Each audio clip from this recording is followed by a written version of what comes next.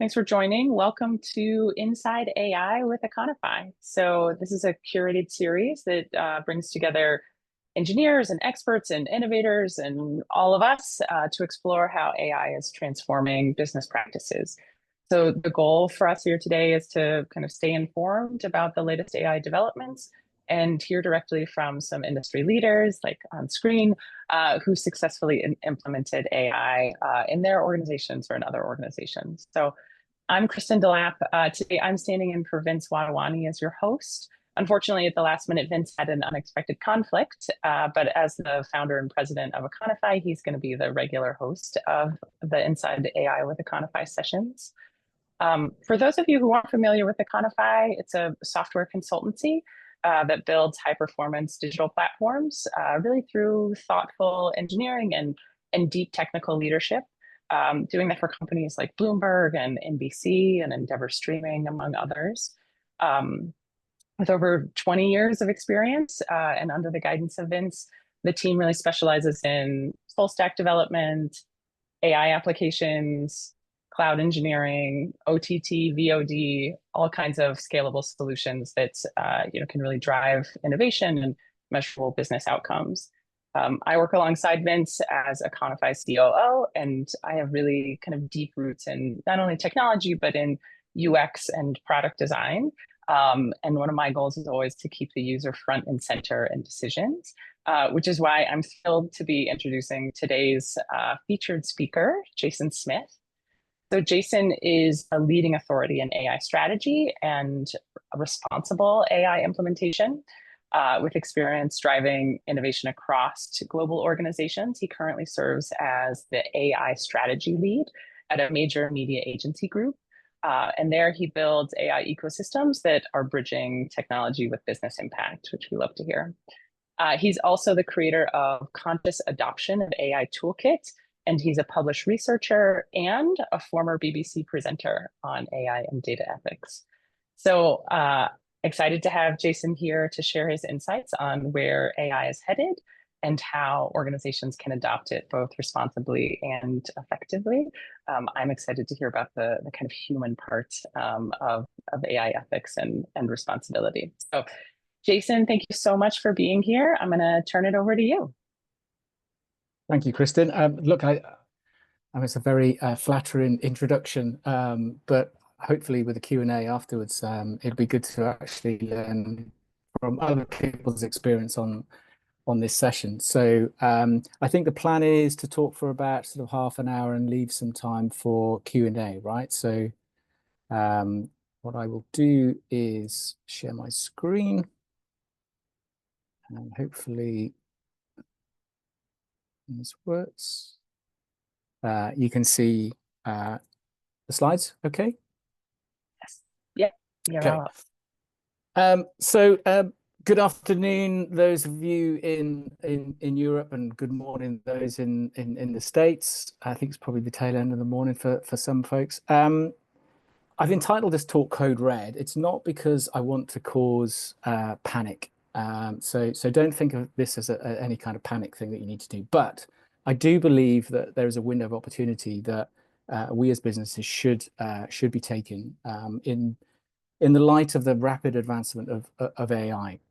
And I want to kind of start with some context setting of what I mean by the rapid advancement of AI. So apologies for this very messy graph, but essentially what I'll try and do is distill the key information. On the vertical axis here, what we've got is the ability of AI systems, large language models. And what you can start to see is the abilities are kind of getting better. And I accept that, Gemini 2.5, I think, is the latest model. It's talked about as being sort of human PhD range. That's not everything that it does. It's very much a jagged edge. It's good at some things and not so good at others. But I think generally we can all probably accept and agree that actually the capability of the models are going up. And on what you can see on the horizontal axis is the cost of the tokens. So it's the kind of raw material that you get fed in, and the output obviously is intelligence, I guess. And you can see that the cost of that is coming down. And so what this means is that we're getting sophisticated AI now that we can use for pretty complex tasks. But, and I think this is the big but, at drastically falling cost. And I think that is really what lies behind. That's the engine that's going to drive this acceleration. At the same time, what we're also seeing is that the AI is getting better at doing particular tasks. So it's able to spend longer doing a task. And again, you can see this is almost becoming an exponential curve. And so I think what we can take away from these two things is that we're at an almost a transformative period in history. We're on the cusp of that, and this is why I think there's a window of opportunity for us. And we're on the cusp of something that people are calling an intelligence explosion.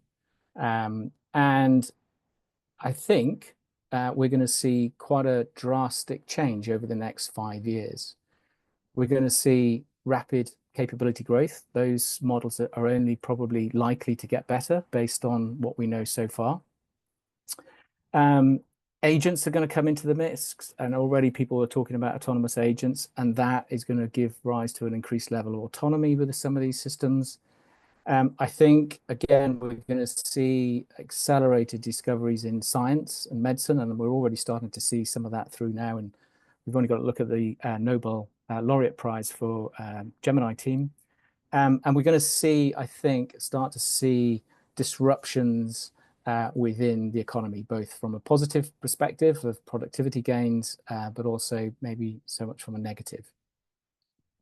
So let's look at the kind of workplace and what that might mean for those of us who are trying to grapple with this at work.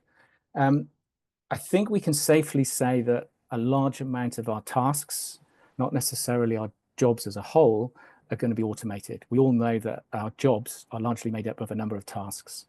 The feeling is that up to 80% of those tasks could get automated if we continue with this level of progress. And I think what that is going to mean is we're going to have to rethink what people do for their jobs. And already I'm starting to see that in my organization. We're going to maybe need to change how we recruit for those roles. What are we going to do from a learning and development perspective internally within organizations? So there's an awful lot of disruption just purely on managing this automation of some of our tasks. From an education standpoint, I think we're going to need to see a move towards lifelong learning. I think continuous upskilling is going to be the norm, given that we're going to have this intelligence explosion. I think those critical skills that we have as humans are going to come more and more into play. And there's already research out there as to whether or not using large language models actually diminishes our critical thinking. So maybe we're going to have to think about enhancing that. There's some amazing opportunities for personalized learning, both in the workplace and at education. And I think probably we need to think about overhauling some of our education curriculum systems that are probably not fit for this new world. And it's going to impact society at large. There is going to be economic disruption. I think we're going to see that. There's going to be massive shifts in wealth creation. We know that quite a lot of the technologies sit with a handful of very big organizations. And if we're not careful, we can get locked into those. So I guess what I'm trying to do is to sort of pose this question, and it's a bit of a call to action as well, to say, are we ready? I don't think that we are. We're not prepared for it. We're not prepared in our organizations. We're not prepared in our education systems, and we're probably not prepared as society for what is likely to unfold over the next 5 years. And so that's why I think we're at an inflection point. We've got this window of opportunity where we can actually take some action and shape what we want that next phase to look like. And I think, and this is just my view, I'm not saying it's the right way to go about it, but I think we're going to have to focus on stuff that is a little bit more human-centered. There are certain things about us that are, intrinsic to us. And I think we're going to have to refocus if we're going to adopt AI in this rapid intelligence explosion that we're facing. We're going to have to think about it from a human perspective. And what do I mean by that? I think maybe we should start prioritizing some of our human values above some of the technical goals.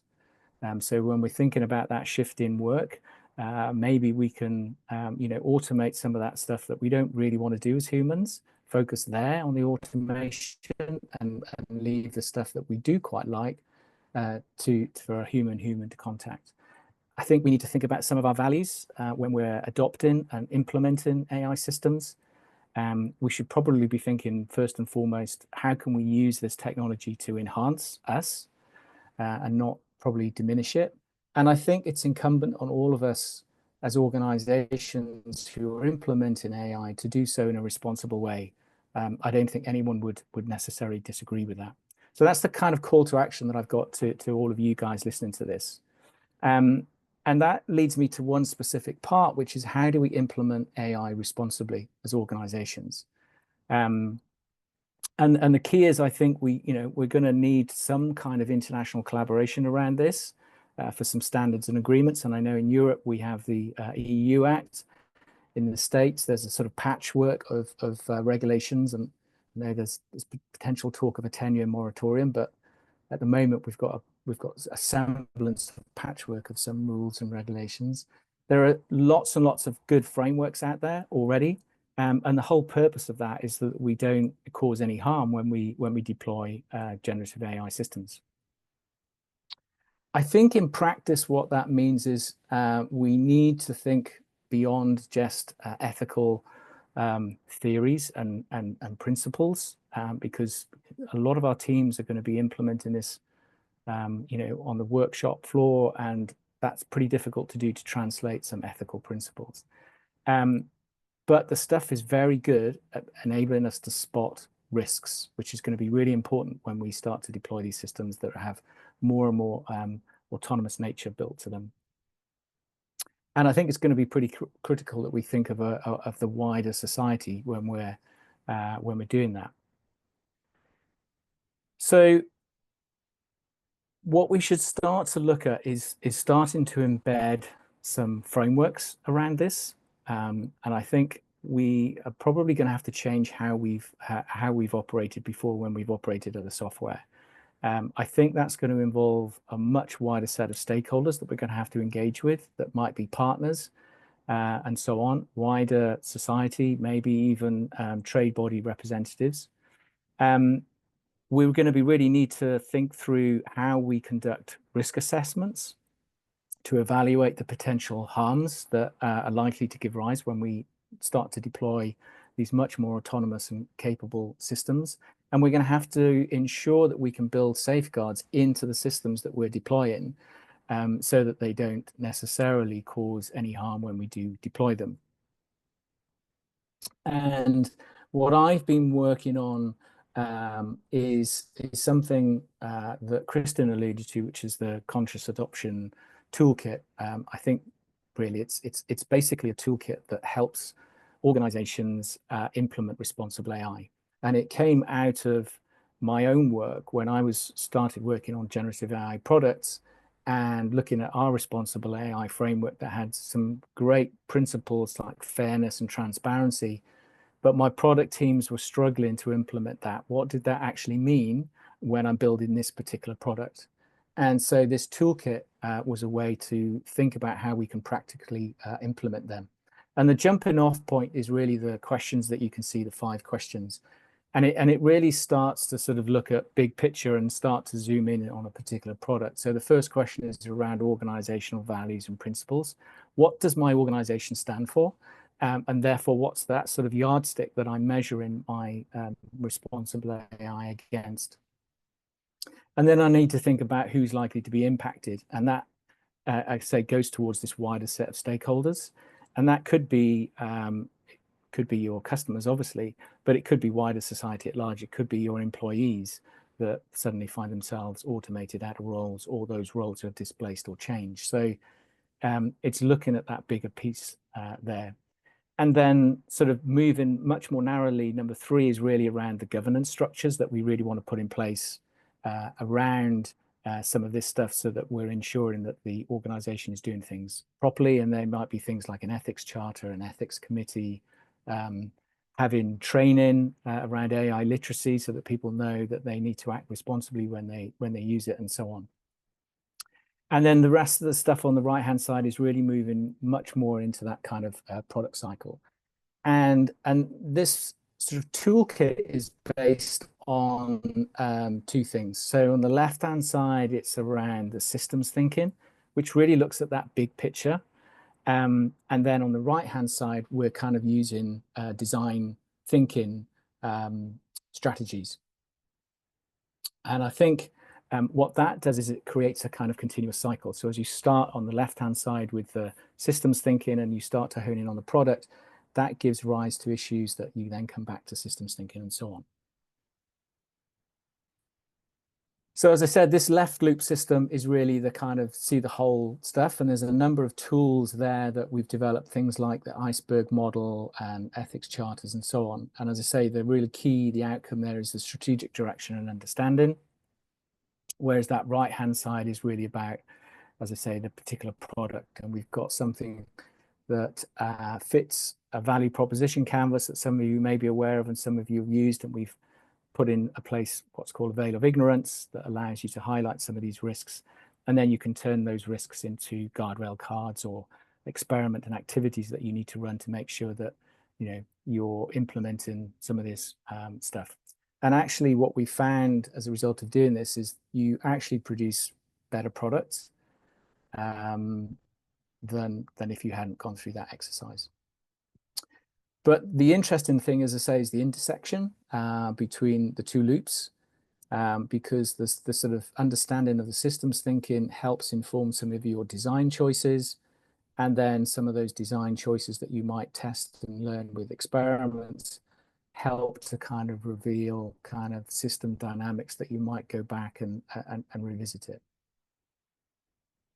So I guess some of you in the audience are probably thinking, well, why would we need to bother with all of this? What's the point? There's an obvious one, obviously, around trying to protect yourself against future regulation. That's true. But I think the fundamental piece is around trust.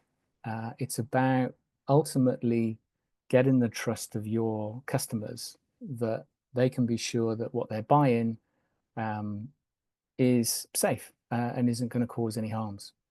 And I think if you can do that, what that means is you're probably likely to get some kind of competitive advantage.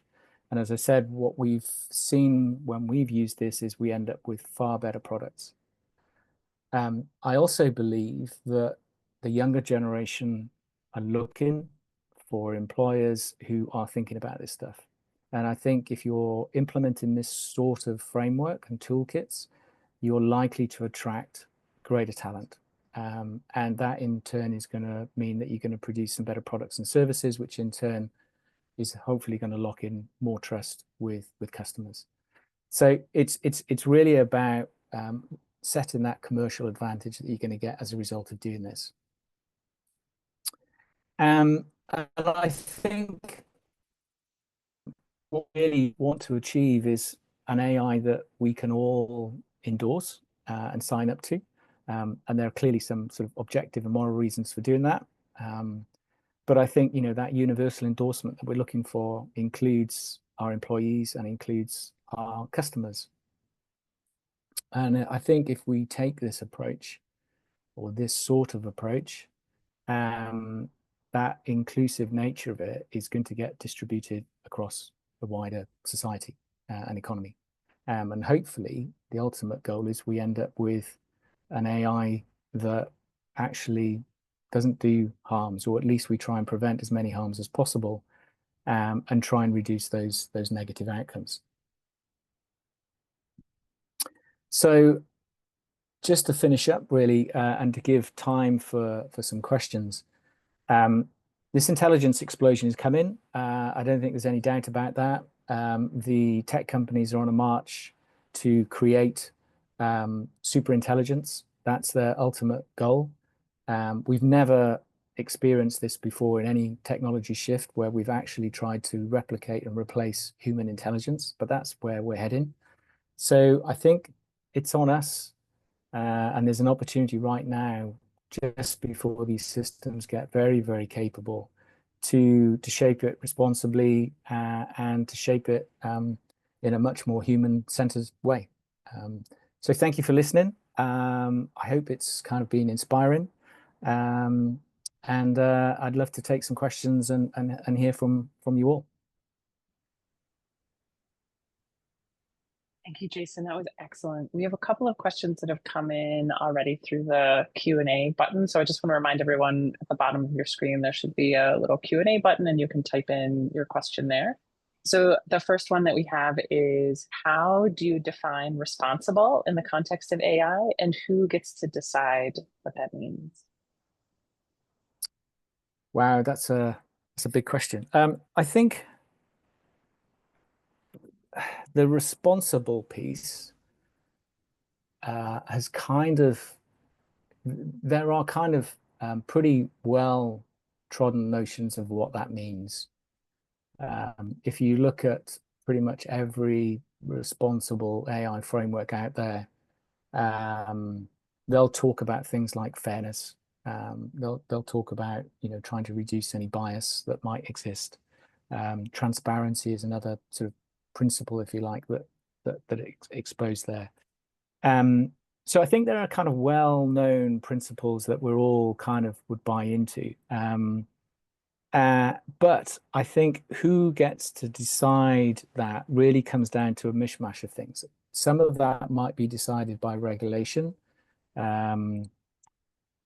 I think some of that comes down to researchers. And there are lots of teams of sort of philosophers and ethics professors in the space who are kind of researching this and coming up with what they believe should be responsible. But ultimately, I think it's companies and society that defines what they think is responsible. And I think when you're talking about a practical implementation of that, it comes down to what the company believes in. What are the values that the company wants to hold? And that's why we started with that big question in the toolkit, that very first question. What are the values that you want to espouse as an organization? So you don't necessarily have to choose all of those ones that are kind of well known. You may want to focus in on a couple that you think are much more pertinent to you. If you're a financial institution, for example, you would probably definitely want to think about bias and transparency and that kind of stuff as being one of your core tenets.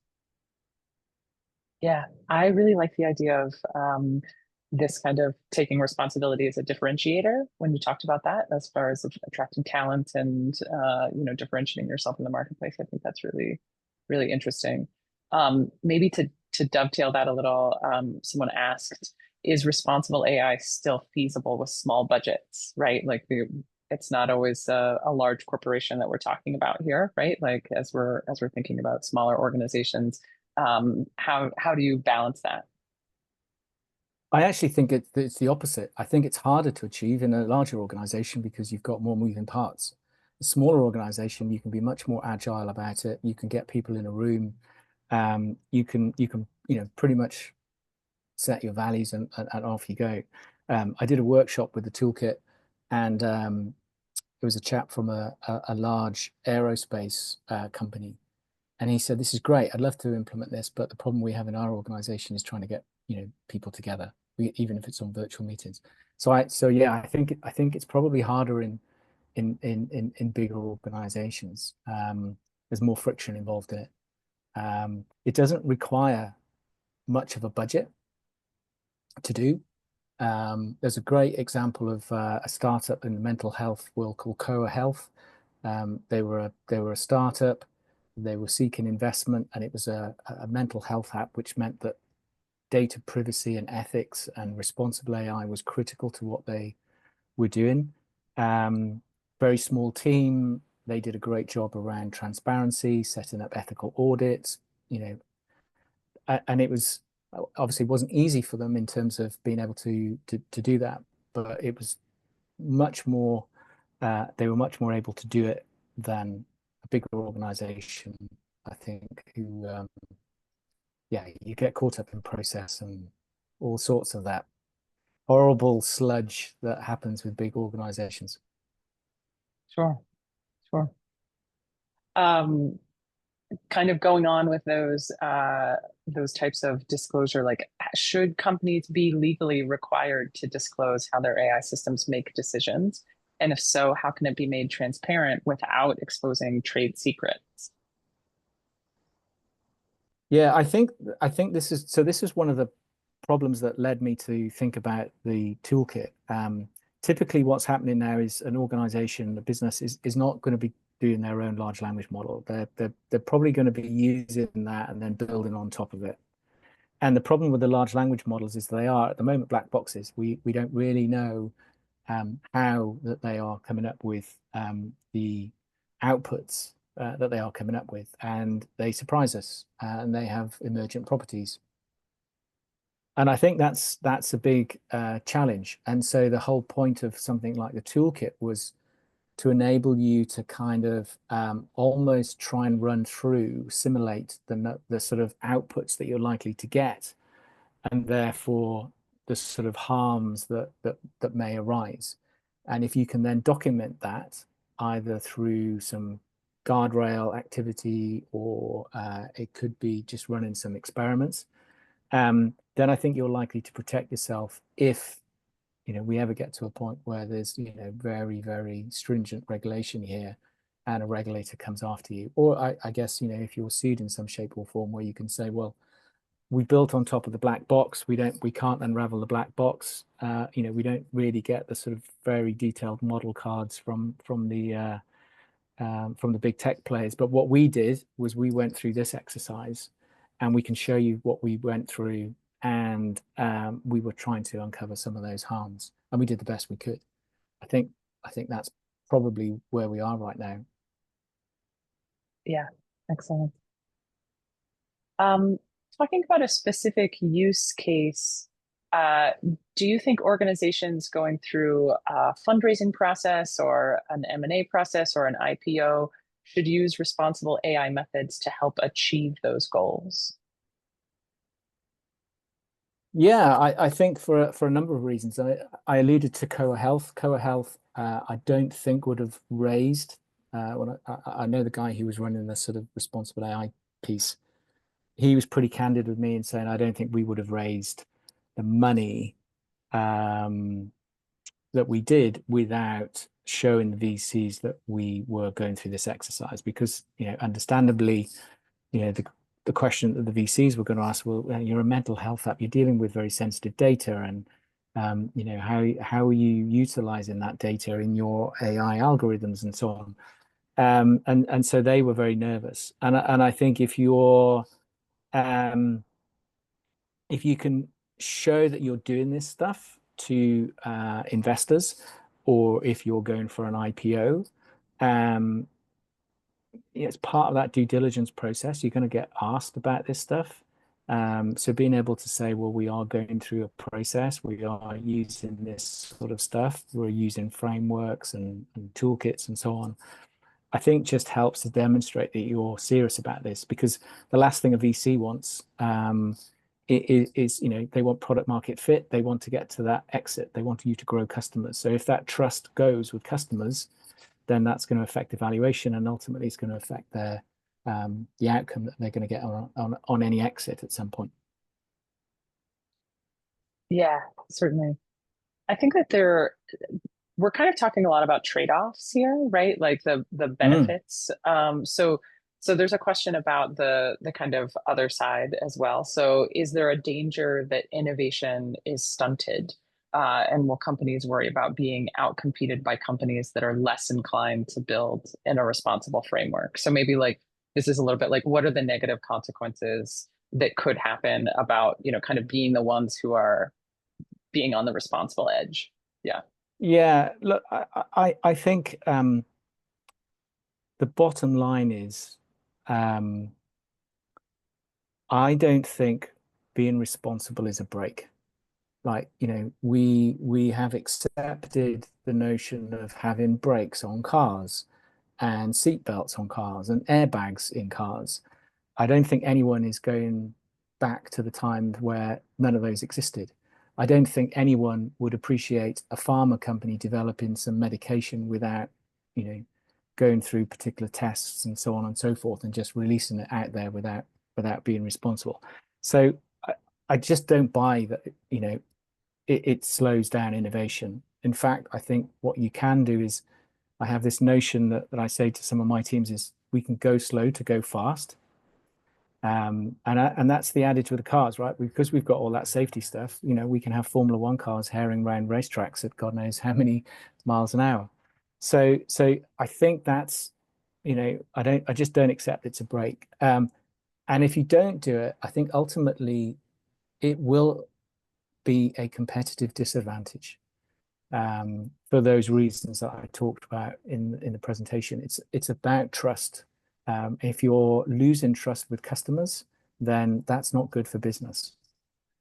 And no one, I don't think, wants to lose customers. Everyone wants to grow their customer base if possible. So that's my personal view. People can disagree with it, but I think it's a no-brainer. So thinking about that, I think the car example is a really great one, right? Like safety belts are required, airbags are required. Those come from governmental regulations. So we have a question about how much governmental regulation should there be to guide AI development? Yeah, look, I think that I'd answer that in two ways. There definitely needs to be some regulation around it. Where that balance lies in the regulation. So, the EU introduced the EU Act, and that was a very risk-based approach to it. And, good or bad, at least they were taking a line on it. But I don't think that we can wait for regulators to catch up. They're always going to be behind the curve.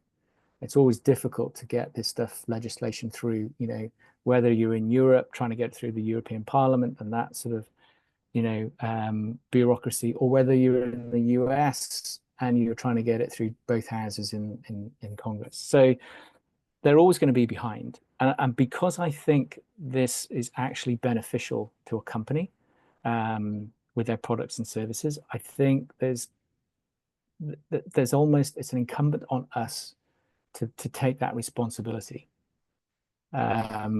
So that's why I think it's a bit of a balance. We are going to get regulation, and probably that will get more stringent and tighter as time goes on. But that doesn't mean to say that we should relinquish our responsibility to our customers to do things in a responsible way. Certainly. So maybe taking a step outside of just business and our businesses and our organizations for a moment. The question that came in is, how can we ensure that AI advancements do not exacerbate existing social inequalities? And I think I want to tack on there something that you alluded to a little bit, which is about like changing an education system, right? Like how can we be thinking about this in like kind of greater societal terms as well from what you've seen from the kind of responsible and ethical AI movement? Yeah, look, I think this is a really difficult problem, and this was again another reason that I guess that lies behind some of that call to action. And we're just not thinking about this, I don't think, as a society. Standing, as you say, standing back from us in workplaces. We're not thinking through what that disruption is going to mean to jobs, what it's going to mean for graduates coming into the market, what it does there, and then, as you say, what it does for the education system. I mean, when I look at my kids are sort of late teens now. Two of them are still in education, and very much this philosophy is don't use AI. Just don't use it. It can't be used. Just don't do it. And yet, when they get to the workplace, one of the things we're doing is to say, use it as much as possible. You got to adopt it because it's going to make you more productive and so on. And I just think there's a balance that we can go through as within education to sort of say, well, look, actually, maybe we can use this, but maybe instead of getting students to, for example, write their answers with it, um, think about how you can use it to enhance some of the critical thinking. Maybe you can ask them to show you the prompts that they've used to come up with a solution or an output. Um, I think that there must be more creative ways that we can think about building this into the education system, so that we're not just taking a kind of don't use it approach, which just isn't realistic. It almost feels like you're an ostrich, burying your head in the sand. Um, and there's people like Ethan Mollick who are using it at Wharton Business School in a really creative way, and um, so there are people out there thinking about this stuff, but I think we just need to have a wider conversation. For me, it just seems like our education system is, still in the UK anyway, at least rooted in the Victorian age. We start school in September because that's when the harvest was. I mean, it's just ridiculous. Yeah. So that's what I mean. I think we need to have this wider conversation. I don't have all of the answers by any stretch of the imagination, but I think we do need to have this wider conversation. Do you think too, like kind of coming out of that idea of like people are like discouraged from using it until they need to be using it to be, like upping their efficiency within a workplace kind of thing, right? Mm. Like you're disadvantaged if you're not using it. Thinking about just like the and this is any technology throughout time, but it feels very accelerated with AI, is the kind of consolidation of power to certain organizations or to certain people who are kind of taking advantage of AI. Like, do you see that playing into these larger social inequalities coming as well? And is there anything that we can be doing to I don't know, not replace workers at a certain level? Like how are we addressing that, or should we be like thinking about it maybe? Well, I think that's why I think we should start to reframe stuff in a human-centered way, which is really the basis of, I guess, what my talk was about. It's about standing back and saying, well, if we just take the example within workplaces, um, can we utilize AI in a way that an automation that does away with some of the stuff that we just don't want to do as humans? Um, what are the things that we value as humans, or the skills that we have as humans? How can we enhance? How can we take some action to enhance those? Because there's going to be this intelligence explosion come in. So it's like let's put that to work in bits that we don't want to do. How can we enhance the stuff that we value? Um, Standing back from a jobs perspective, it may be that we say, well, actually, look, we're just going to have to accept that certain jobs are going to be, there's going to be a level of degree of automation. There are some jobs where we just don't want that to happen to a degree. It could be doctors and nurses. We want to ensure that there's human to human contact, because you're delivering potentially bad news around a diagnosis and a prognosis and so on. So it's just really standing back and sort of saying, well, what do we value as us in humans? And can we do stuff that enhances that and use the AI in areas where, actually it's just not going to impact intrinsically what makes us human. Um, and that may mean that we don't use it in certain areas, and that I think that's fine. But we may sort of really go to town in other areas, and that, I think, if we start to have these conversations, we can start to think through what the economy and society and education then might look like, um, and start to take some positive action to shape it. It just feels like to me at the moment that this wave is coming at us, and we're just not even bothering to think through anything or engage in any conversations about it. Yeah, be really reactive instead of proactive, which is what you're advocating for. Yeah. Yeah, and if we're not careful, it's a slippery slope, and before you know it, you've slipped down that slope. And we had that with social media, right? We all just jumped in, we didn't bother thinking about anything, and And now, you've got situations where people are saying, well, social media is not so good and it's done a lot of harm. And, maybe we should have thought about this. And it's going to be 10 Yeah, times worse with AI, that's for sure. for sure. For sure. We are running right up at time. Jason, this was fantastic. Thank you so much. Thanks to everyone, all of you humans out there for joining us for this first edition of Inside AI with Econify. I really loved Jason's kind of chat with us about responsible AI, and I think that there's some really thoughtful and actionable things that we can bring back to our orgs. We will make sure that everyone has Jason's contact information and some information about how to dig into some of his topics further. We're also going to be sending a survey. So you'll see it in your emails, just a post attendee survey. If you don't mind filling it in and letting us know what you think.